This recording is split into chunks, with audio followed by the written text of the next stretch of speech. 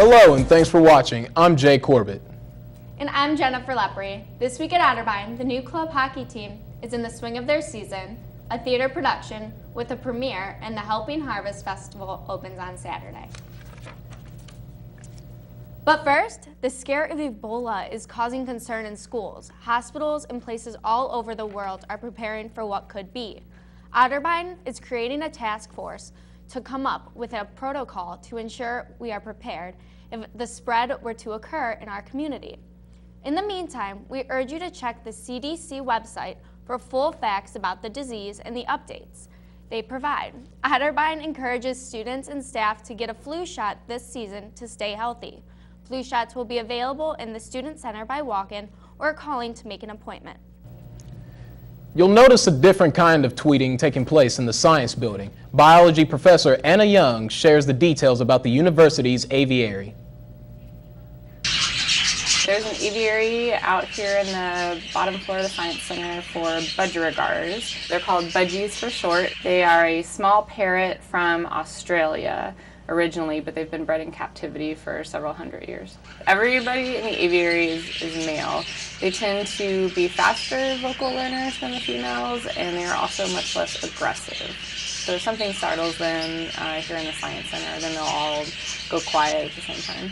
I got the birds in the summer of 2013. My research focuses on questions of vocal learning and behavior. So the budgerigars are my test subjects. I have students and myself that observe them when they're in the aviary together. I also have a lab where we can pull budgies out and put them into different social groups, and so we're gearing up to start an experiment later this semester. I tend to group them together in small flocks and examine their behavior, their vocal learning, and then I can move them around from different social groups and see how they interact with new birds and what happens to their vocalizations when that occurs.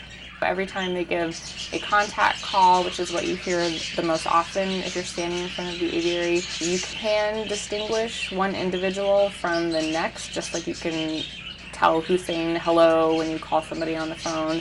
It definitely provides a really great opportunity for students in my lab to get hands-on experience with research as well as with animal husbandry and handling. So students take care of the aviary every day, feed the birds, check on them, monitor them.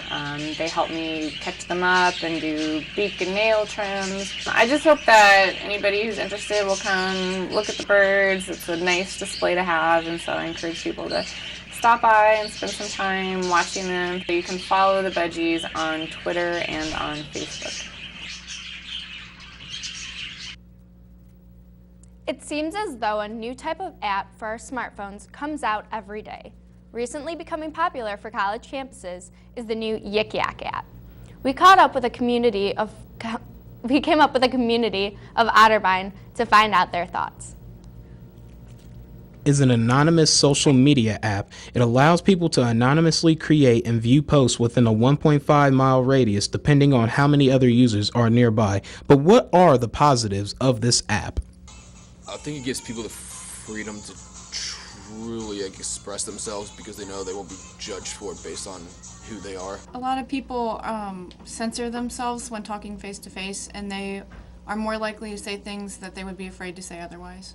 Not only are there positives to having an anonymous app, but there are also negatives of having Yik Yak. The negatives are pretty straightforward and pretty clear. There is that because people feel this false sense of security that nobody can actually know who they are, they do feel like they can be hateful and spiteful and mean, and we see a lot of that on things through Yik Yak and even more through false Twitter handles.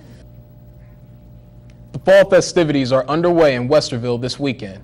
Otterbein's Community Garden will hold a Helping Harvest Festival on Saturday from 10 a.m. to 12 p.m. The event will include fall activities for all ages, educational stations, and a farmer's market. The event is free to the community and will provide apple cider donuts to those who attend. The garden is located at 390 North Spring Road. Otterbein is full of history, and some of the staff here work hard to archive the rich history Otterbein provides. There is a lot of history on the campus of Otterbein. Stephen Grinch, Otterbein's archivist, is in charge of this history. Grinch, an Otterbein alumnus, originally worked for the previous archivist as an on-campus job. When looking at the job board that they used to have up in the campus center, I found one that said archivist position open, and I thought, wow, that sounds fantastic. So I came, I applied, and I was hired. Otterbein's archives are located in the basement of Corbitt Memorial Library.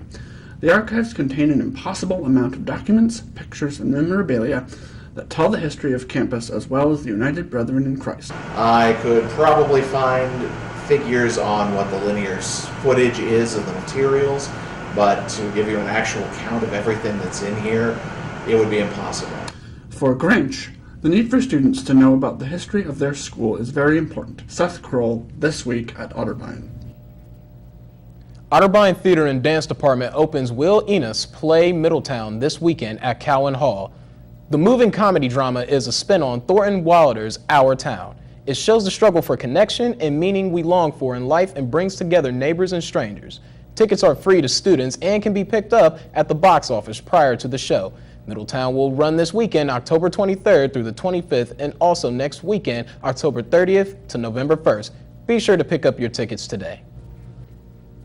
The Otterbein Department of Music will present a fall collage concert this Sunday, October 26th.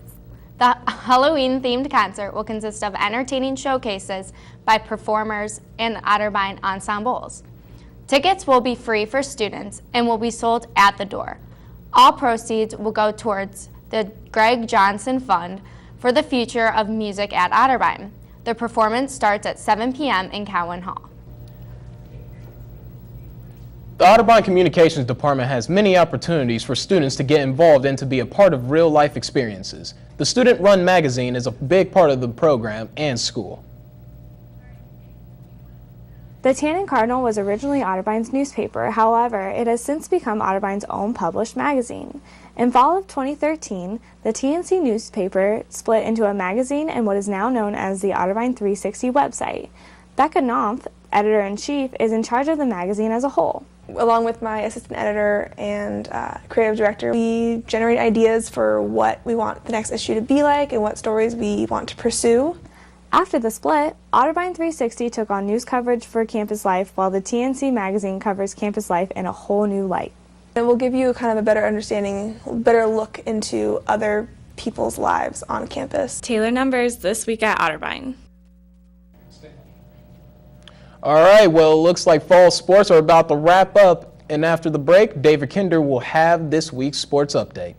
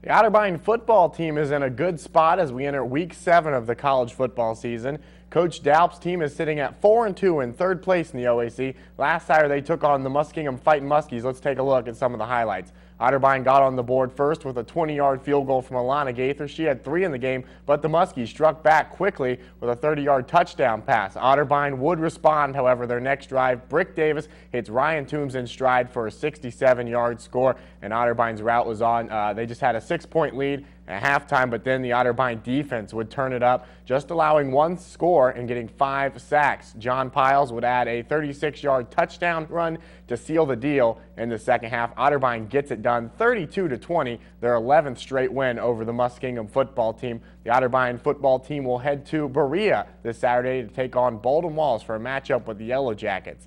The game is at 1:30, and you can hear it on 97.5 WOBN. Live coverage starts at 1 o'clock. Myself and former OTV staff member Josh Overholzer have the call. Well, prior to the start of this school year, there was a lot of talk about the sport of hockey making its way to Otterbein, yet nobody knew for sure if it was ever going to happen. However, thanks to a couple Otterbein students and a faculty member, it's finally here. Well, it is one of the coolest sports out there, and it has finally arrived at Otterbein. The idea of a hockey team all started when co-captain and co-founder Alex Morrow reunited on campus with his former childhood hockey teammate Adam McHugh. Me and my buddy Adam, we used to play hockey together, and I saw that he transferred in.